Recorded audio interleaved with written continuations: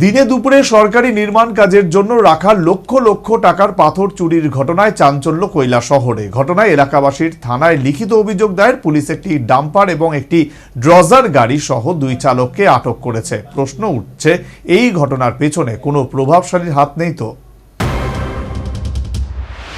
কৈলাসহর থানার ঢিলছোড়া দূরত্বে রাধাকিশোর ইনস্টিটিউশন।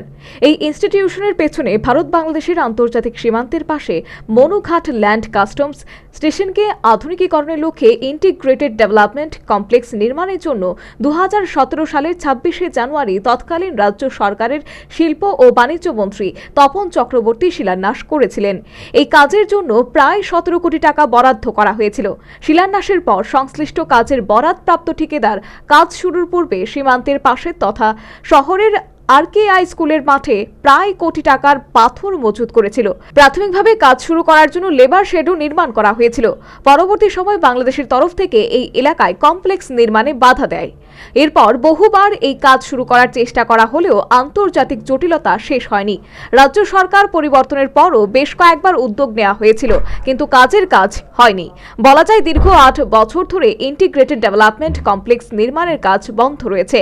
কাজ নিয়ে জটিলতার অবসান না হওয়ায় ঠিকাদারও পাথর চিপসগুলি সেখান থেকে নিয়ে যায়নি। কিন্তু সোমবার সকাল থেকে সেই মজুদ পাথরের চিপসগুলি কে বা কারা গাড়িতে তুলে নিয়ে যাচ্ছিল। স্থানীয়দের সন্দেহ হলে বিষয়টি কৈলাসহর থানায় জানানো হয় এবং থানায় লিখিত অভিযোগ জানায়। বর্ডারের পাশে আমাদের সরকারি পাথর ছিল, তো এখানে কে বা কারা ওই পাথরগুলো চুরি করে নিয়েছিল। তো তার জন্য এখানে গাড়ি আটক করা হয়েছে থানাতে, তো ড্রাইভার অ্যারেস্ট করা হয়েছে এখানে। তো তার জন্য আমরা এলাকাবাসী, আমরা কৈলাসহরের এলাকাবাসী আমরা সবাই মিলে একটি এফআইআর ওসির কাছে আমরা প্রদান করেছি। তার জন্য আমরা এসেছি এখানে।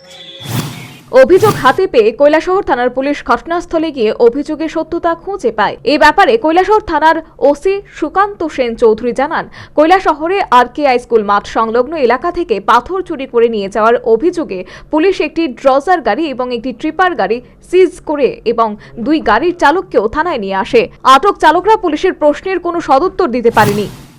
সকালবেলা 9:30-10টা নাগাদ আমাদের কাছে একটা ইনফরমেশন আসে যে আরকেআই স্কুলের যে গ্রাউন্ড, এটার পাশে কিছু পাথর রাখা ছিল অনেক আগে থেকেই। এখান থেকে জনৈক লোক, অপরিচিত লোক কিছু পাথর এখান থেকে নিয়ে যাচ্ছে বলে। তো এই খবর আমরা ভেরিফিকেশন করতে যাই। ভেরিফিকেশন করতে গিয়ে আমরা ওই স্থান থেকে একটা জেসিবি গাড়ি এবং একটা ট্রিপার গাড়ি, যেগুলো ওইখানে দাঁড়ানো ছিল, তো ওই গাড়ির ড্রাইভারও ছিল।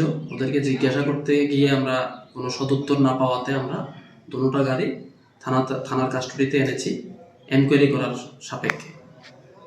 এর মধ্যেই এলাকার কিছু লোক আমাদের থানায় একটা অভিযোগ দিয়েছেন যে ওইখান থেকে যে পাথরগুলি, এগুলি সরকারি পাথর, এখান থেকে এগুলি কে বা কাহারা চুরি করে নিয়ে যাচ্ছে বলে। আমরা অ্যাপ্লিকেশনটা পেয়েছি, এই ব্যাপারে আমরা একটা তদন্ত শুরু করেছি। পরে এই ঘটনার খবর পেয়ে থানায় ছুটে আসে আটককৃত ট্রিপার সহ ড্রজারের মালিক উভয়, কিন্তু সংশ্লিষ্টরা ক্যামেরার সামনে মুখ খুলতে নারাজ।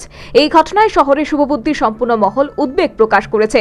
সেই সাথে সংশ্লিষ্ট ঘটনায় যারা জড়িত রয়েছে তাদের অবিলম্বে গ্রেফতার ও দৃষ্টান্তমূলক শাস্তি প্রদানের দাবি জানিয়েছে। একই সাথে প্রশ্ন উঠেছে, এই ঘটনার পেছনে কোনো প্রভাবশালীর হাত নেই তো? Bureau report, news vanguard.